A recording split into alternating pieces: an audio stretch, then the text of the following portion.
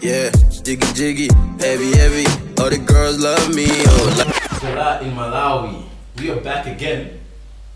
We usually record on Saturday, but today I feel like we should record on a Monday because I've got another special guest, and that is Mr. Made on Monday. Mr. Made on Monday. Joy is in the building, guys. How are you doing, bro? I'm doing well, Ruby. Things are going well as well, and no complaints. No complaints. Yeah. I'm so happy that you decided to come on. I know people like you, busy men, busy schedules, but you know, out of everyone who I've had, I think every single guest I've had, I think every single guest I will have, they have that moniker of interesting people doing interesting things in Malawi. And you do a lot of interesting things. So maybe let's start from the top because we might know you for certain things. There might be some other things you don't know. So give us an introduction. Who is Joy? What do you do? Basically, I'm a radio DJ. I do anything radio. Multi-award winning. Yes. I used to enjoy doing that the first days I won the first awards, and then after that I think it died down, the excitement went. But that is true. That is a fact. It's a fact. It is a fact. Multi-award winning radio DJ. 6 awards, in fact, consecutive awards. The only DJ to ever do that, in fact. Humble flex. Cool. And apart from that, I'm also a club DJ. I play clubs. The last event I did, I play Soul Food Sundays at Blues every Sunday. I'm one of your victims. Oh yeah. Sunday nights, you know how it goes down. I really have fun playing clubs. In fact, I started off as a club DJ before I went to radio. Radio was the second thing that came in. And apart from that, I also MC events, any type of events, weddings, corporate functions, festivals, launches, road shows, anything to bring in the cheddar. Okay, so you do a lot. Okay, so what made you decide to start the club DJ thing? What started off that journey? Well, club DJing, I think it's because I, back in the days, used to love music so much. I used to follow music so much. I don't know, maybe I'm blessed with a very good ear for music. I can pinpoint to say this song is going to be a hit. This is not going to be a hit, even from way back. And apart from that, I had a cousin of mine who was a club DJ. He used to take me to clubs. He used to play. He used to DJ in clubs, and then I think that just brought out this. Thing in me to say, maybe I can do this.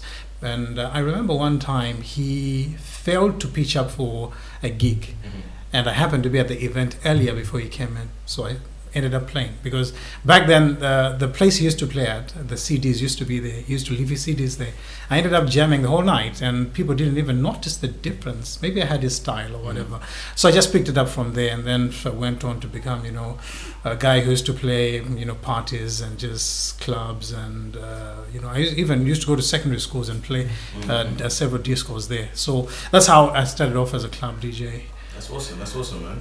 I think there's a lesson to be learned there. So was it like when you were watching your cousin, you were also practicing, or you were just watching him and you just like magically knew how to do it when the night came? I think I magically just knew how to handle the mixer, and I think it was out of interest because I realized that I could be able to mix beats like seamlessly, just back to back, even better than he did. He was the type of DJ who just used to select songs and just play them randomly, whereby I used to do what DJs do now, whereby they just mix like songs, same beats, same beats per minute, BPM, tempo, some BPM, same tempo. I used to do that. I think, and when he realized that, it's when he knew that, okay, there's something here. So he taught me a few basics, and from then on, things just changed. Things moved up. Yeah. Awesome, man. So, I'm going to give the background because obviously I'd asked you to come on for a while, because what had happened was throughout the podcast, we touch on lots of different topics. There's no real, the topics are the people. Whatever the people bring to the table, that's what we discuss. Now, before we get into that, because Made on Monday is the big thing. It's a big that you do. Your name had been coming up. A lot of people had mentioned your name when it came to music, because music comes up as one of the things that a lot of people want to discuss and want to talk about. So obviously Made on Monday, the biggest platform. I'd like you to maybe give me the stats on that in a minute. But before we get to Made on Monday, I did ask on Twitter for some questions. So you talked about how you could tell you had an ear for music from a long time ago, you could pick hits. Someone asked, what's your favorite type of music? I was asked to ask you that. Well, shockingly, My favorite is reggae music. It's reggae. It's shockingly. Yeah, I wouldn't have guessed. Basically, it's because I grew up in a house whereby two of my elder brothers used to listen to reggae music. And my eldest brother, he passed on some time back, 2004, I think. Yeah, he used to play in a band. It was one of the biggest reggae bands in Malawi. He was playing drums. I think I caught on to reggae because of him. We used to wake up every day and he used to listen to reggae full blast in his room. So I think I grew up with that reggae thing. My other brother, same thing. So reggae just caught on to me, and I know reggae a lot. But being at a station like Radio 2 FM, you are given designated types of shows and different types of music. And also, after a while, I realized that there's a DJ who was branding himself as a reggae DJ. So I could not go the same direction. I had to go to a different direction. That is why I don't play a lot of reggae on my shows, or I haven't branded myself as a reggae DJ. But reggae is number one. Reggae is number one. Okay, that's cool. So business and pleasure are kept separate in that sense. So let's get to it. Let's get to the elephant in the room. I'm just going to say how it is, because the purpose of this podcast is to have real conversations. You know, so if we don't have the real conversation, we don't get to the real crux of what we're talking about. So you have this is the biggest show, right? One off. Okay. What are your numbers again at the moment? Because I know you get a lot of listeners. Do you have that information close by? Yeah, top of my head. Maybe because people wonder where we get the stats from. I would just like to say that MBC has got a research department. Yeah. They do researches every 4 to 6 months. And they basically determine the numbers, and also they get to do the researches to find out which shows are doing good, which shows are not doing good, which DJs are doing good, who are not doing good, in case there can be also sponsors coming in, or maybe they also submit this to clients to show them that, okay, this show is doing well. So in terms of numbers at the moment, it's at 2 million listeners every Monday. 2 million listeners. Sure. You should run for president. that's a fair amount of the votes. Time shall come. Eh? Maybe not 50 plus 1, but definitely first past the post, you could be up there. Awesome. Okay, so you led into it to say, so you get 2 million listeners every single Monday listening to your show. So one of the biggest shows in Malawi. We can't take away from that. But there's some people that will say, oh no, we'll send Joy music and he's like a gatekeeper if it doesn't have a certain a certain formula, right? It doesn't make it on the show.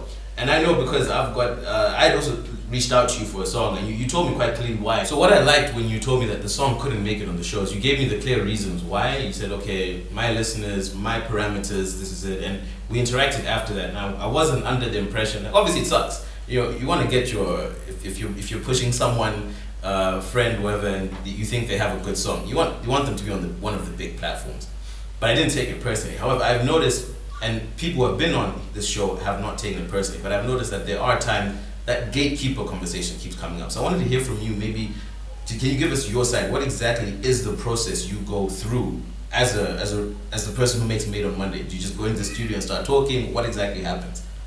Yeah, for Made on Monday, even before we started, we did a little research using the research department at NBC to find out why radio shows don't have a lasting effect. You would have a good radio show, mostly urban radio shows. They would have a good urban radio show. It would start off very well. It would peak and then it would die down about after a year or two. So after we did the intensive research, we found out that most of the guys, or most of the music that goes on there, they do not have a clear channel, one, of sending music. Two, there's no proper method of auditioning the music to say, okay, this is what should go on the show, this is not what should go on the show. Apart from that, also, they also needed to be the show we are coming up with needs to have a clear format to say, this is the music we want for the show. Okay, so after we did that, we came up with guidelines for Made on Monday to say, I went to the management and told them, okay, I cannot do everything on my own. I'll be the face of the show. I'm the face of the show. I'm the host of the show. Sometimes I'm the executive producer of the show. But basically what I needed to have a team to work with. The team, what they would do is they would sit and listen to the music in terms of music submissions. So what happens from the time I started Made on Monday, I'm glad that the management accepted my request that I should have a team. So we've got 4 guys. Sometimes I'm guy number 5. So what they do is every Tuesday and Wednesday, we sit and listen to all the music submissions. That is music submitted by email or CD. So these are the methods we receive music, CD and emails. And we sit Tuesdays and Wednesdays. And my guy, it's tough work because we approximately get about 150 to 200 emails every week. Mainly because there's a channel, people know the channel does and the music, okay? Before, people never had a channel. So when we sit, we vet songs that we receive that week. So we put them all together, and then on the Wednesday, we make a selection on the songs we receive. And then we put them on the next show because we need to have music on the next show. Yeah. So by Thursday, we've got a clear set of songs. Of what's going on next. Yeah. And now what the funny thing that happens is on the final selection, I'm not there. These guys now, when we choose the songs on Tuesday, we put them on one spot, and then on Wednesday, these guys sit together and select to say, on this show, we'll put the songs as premieres. So basically, people would ask, what do you look for? Different questions. I do understand sometimes the frustration that comes in when a person sends a song and it gets rejected. As an artist myself, I'll do the same. I would be frustrated because rejection is never nice. It is never nice. No Look, man. I went to the studio, I recorded a song, and then it's rejected. Why? I'll be bitter. Sometimes people go on social media. You know how it is nowadays. Social media, people just go on and start, blasting us and all that. I understand that. Even though sometimes it's unjustified, I do give respect to people who come back to us to say, okay, you rejected the song. Can you tell us exactly why? Because the people that are on the team for the production team of Made on Monday, these are guys with experience. They know about music inside out. And most of the guys are the guys who also help create the other radio shows that are existing on Radio 2 that are also doing well. Of course, now they're working full-time for Made on Monday in terms of the team and the panel that listens to music on Made on Monday. So basically, we look for songs that are very good songs. Because nowadays you cannot lie to a person to say this is a good song when it's not a good song. When it's an existing artist, an established artist, we look at songs that precede the song that came out previously on the show. So let's say, for example, this is just a name I'm going to put out. I don't care if people hate this guy or whatever. Let's say Tay Green sends us a song. Okay. We have to judge this song based on the previous song he sent us. It's got to be a better song than the previous song they sent us. If it's a new artist, we look at if they have got value and they've got a future to be on to give us better songs than this on the show. Because I'm saying so because we had this conversation with someone, an established artist who sent a song and then we rejected it. Then he was saying, no, my song is better than that guy's song. Then I was telling him, no, the guy you're comparing with is an upcoming artist. He's not at actual level. He's an upcoming. So we are judging him based on his performance, not according to your performance. So based on the factors that surround him, where he's at now as an upcoming artist, what has he done? So exactly. His production might not be as good as it may not be as good, but exactly. But when we sit and listen, we'll notice that this guy's got a future. So to give them morale and confidence, we'll put them on the show. That's when people now would listen and say, my song is better than that guy's. But they don't know that what we're hearing from that guy, we know that he's got a future and he's got potential. So basically, it's a whole process that we go with this team. The team is also responsible for coming up with the top 10 at 10. And basically selecting people to come on the show for interviews. So generally, I've got a team that I work with on Made on Monday, the 4 producers that sit and listen, as I've mentioned, they work on the whole segments of the show. It's a whole process. It's a whole process. So as I said, finally, I'm not mainly a gatekeeper. So I'm just the face. So I get shots, yeah, but you handle it well, which I think is half the battle. Because it's similar to what's going on right now with I like to bring things into context. It's like what's going on with Lazarus Shakwa right now. I'm not saying you are Lazarus Shakwa, but he's the face of government. He's the face of this new government, right? Yeah, exactly. And no matter what, he's not. He can't please everyone. For example, like what happened just this week, whereby the MXC examinations leaked. People were like, "No, this government is not doing well," but government cannot be everywhere all the times. We have to make sure that the people we keep down there who are handling things like, let's say, people at Manham, they have to do their jobs properly. Yeah. He is just the final, has got the final say to say, okay, we're going to cancel this and we're going to do this. Make sure that you find out what happened there. Yeah. So yeah, you're right also to say that when you're the face of something, you're the one who gets the most shots. Get the most shots, but the question is, how do you react to that? Because, you know, as you said, the way the social media age we're in today, you know, you could tweet something with the best of intentions, or you could post on Facebook with the best of intentions. There'll be someone who will find something against it. And I think not all criticism is constructive. Exactly. And you need to be able to differentiate between, is this a constructive criticism which I can learn from and maybe take to my team and say, okay, how do we improve on it? But if it's just simply a bashing or thrashing, it's like, well, okay, what exactly are we going to get from this? Is your aim to make me feel bad and therefore now I must sit and wallow for a few minutes and now you're happy? I don't know. Like, you see, yeah. So I think you deal with that well, which is kudos to you. I think we can all kind of take a thank you. Take a step from that, because there was a time I used to, you know, you said you watched the podcast with Pimpero. He says he's a fire for fire type of person. Oh yeah. You hit me, I hit you hard.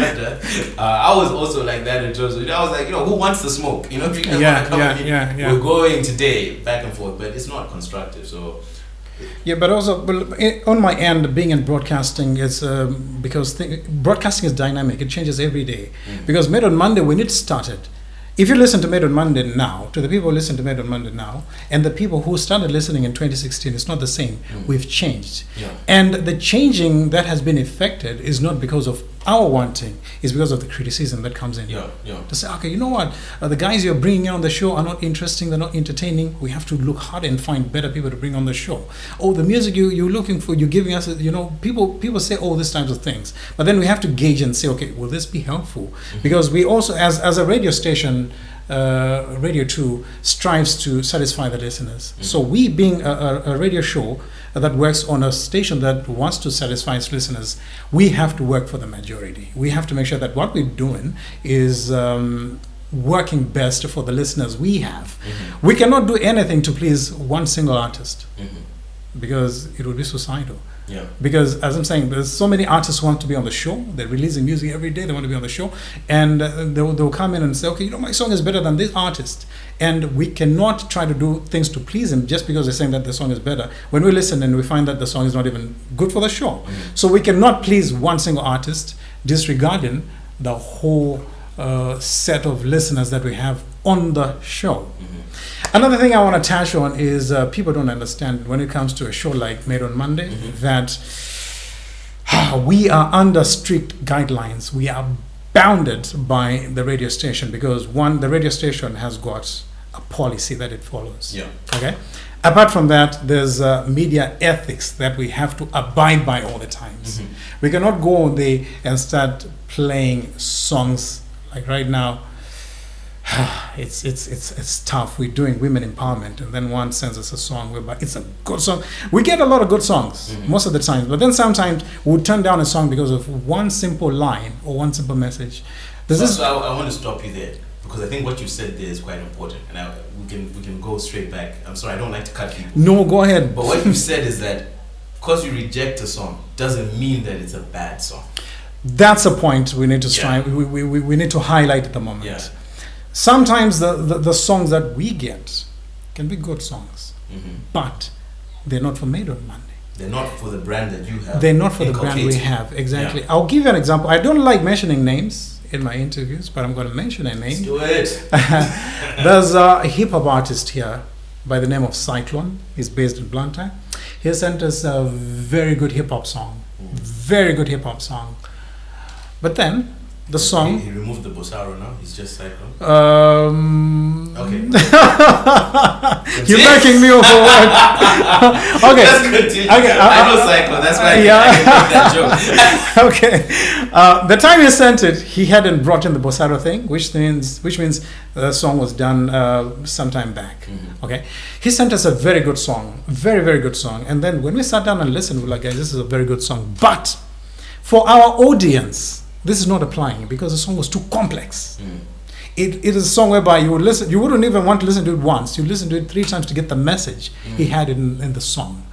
So we wrote back to him and told him, bro, this song is good. We wish we could play it, but we cannot play it because our listenership will not appreciate your song. Because when we play a song, we get feedback on the show. It really is demotivating to put a song which you believe is good, a song which the Made on Monday team believes is good, and then you find that the feedback you're getting is negative. That is why we told this guy, you know what? Our listenership will not appreciate this because we know the music we play and we know our audience.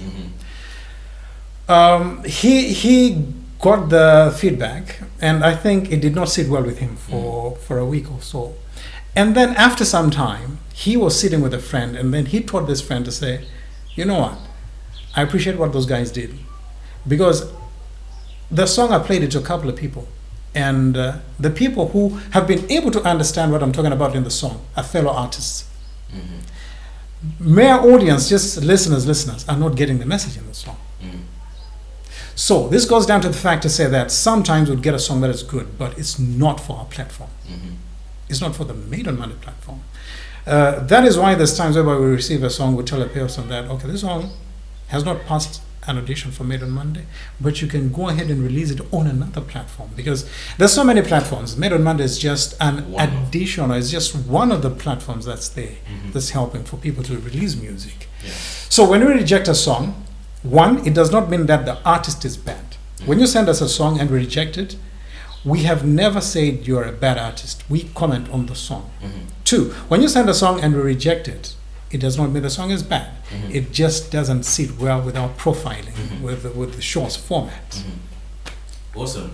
I think that makes a lot of sense. And you know, the onus is on us as well. Not just us, I mean generous people, because if it's not for the Made on Monday audience, the question is, which audience are we trying to create? Because there is an audience. Now that's a good one. Yeah, that's a good one. Exactly. What are you drinking? Apple juice. Joy is actually drinking juice. I'm like, apple juice will take. Yeah, but so to catch you short. The thing is, it's only a few artists in Malawi who I like what they're doing. Research. Find out the music you're doing and the best platforms for your music. Because sometimes people are trying to put out the songs they have on the wrong platform. That is why they come and start bashing a show like Made on Monday. In Malawi, there's so many radio shows. If you sit and listen, you've even too many radio stations. Let's say if you've done an Islamic song, it would be wrong to take it to Radio Maria. Take it to Radio Islam, they'll play it for you. I'm sure that the example I've given you is as accurate as it can be. Whatever music you have has got a show that's capable of releasing your song in Malawi, that they can play it. All you need to do is sit down and make a research. Which DJ would be able to play my music? Okay.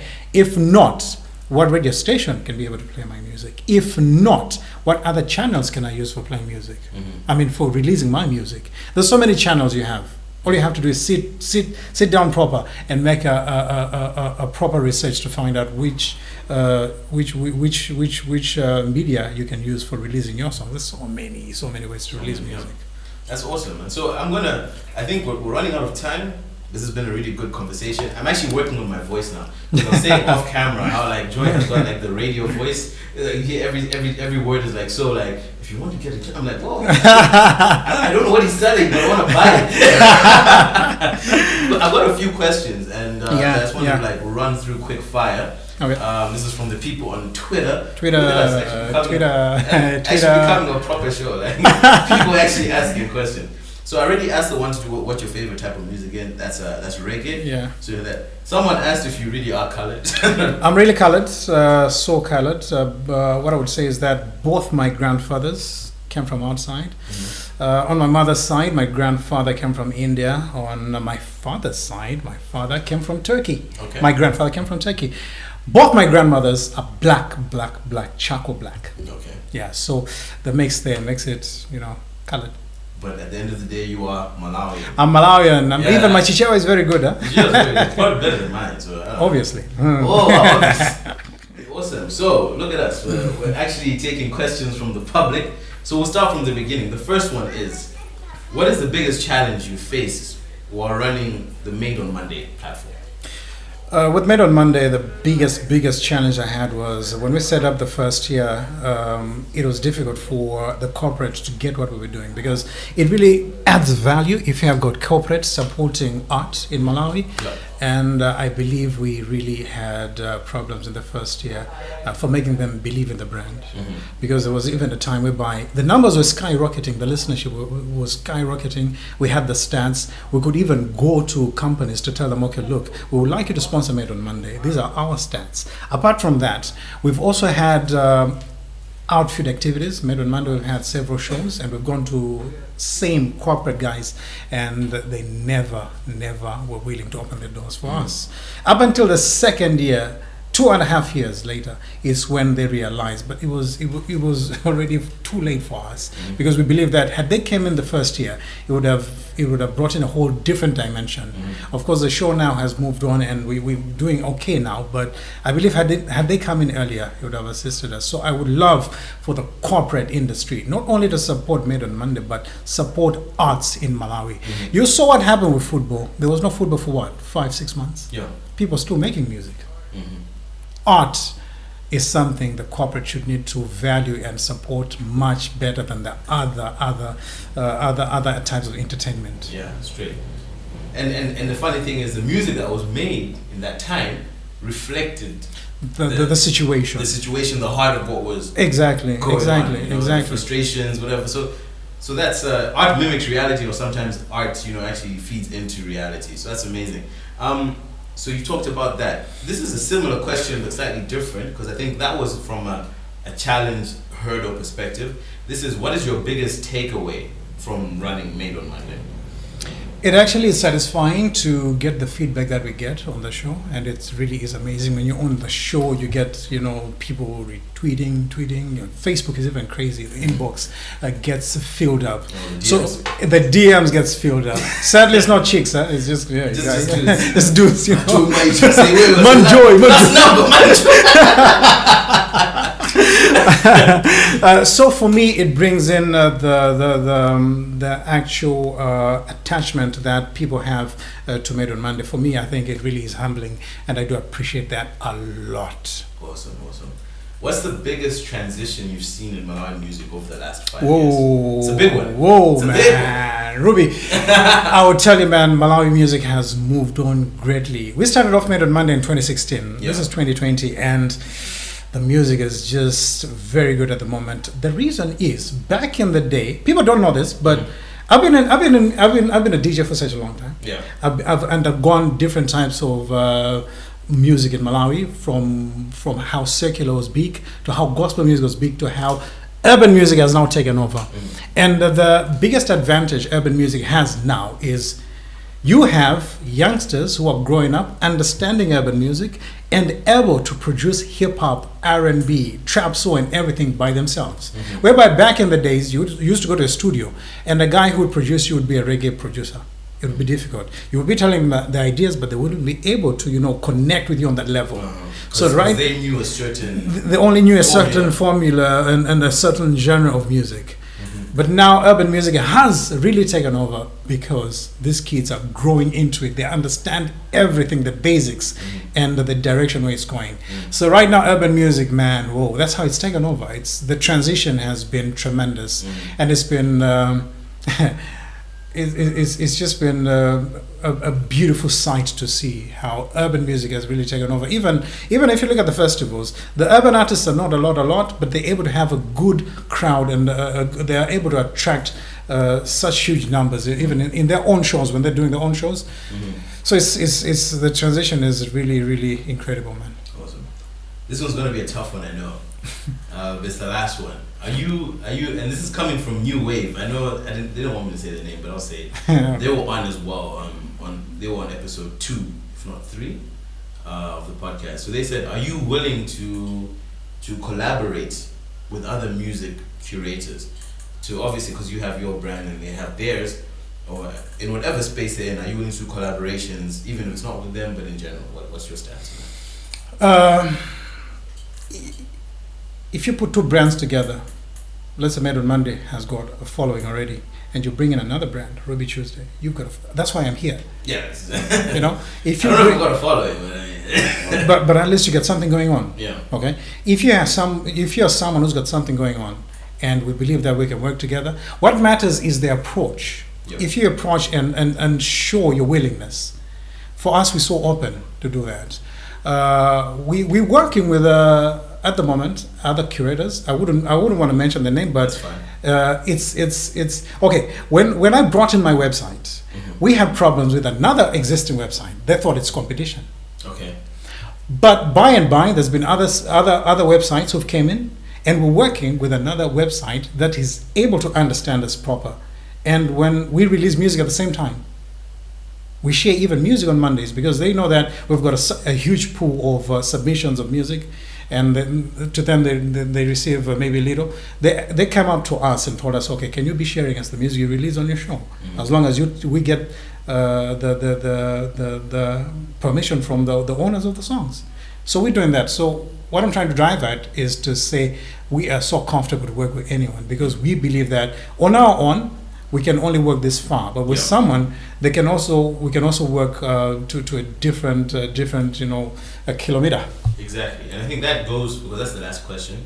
I'm going to do some surmising here, and then from there I'm going to ask you one last question from me. I think what you're touching on is quite profound. That's a word I use all the time because it does. I think what the essence of this conversation is that, and I'm going to take some examples from the various conversations we've had. So if you submit a song and it's not meant for Made on Monday, it doesn't mean it's a bad song. It doesn't mean it's a bad song. When Made on Monday started and you approached the corporates and they were not able to understand what Made on Monday was, didn't make Made on Monday a bad show. Exactly. Right? Exactly.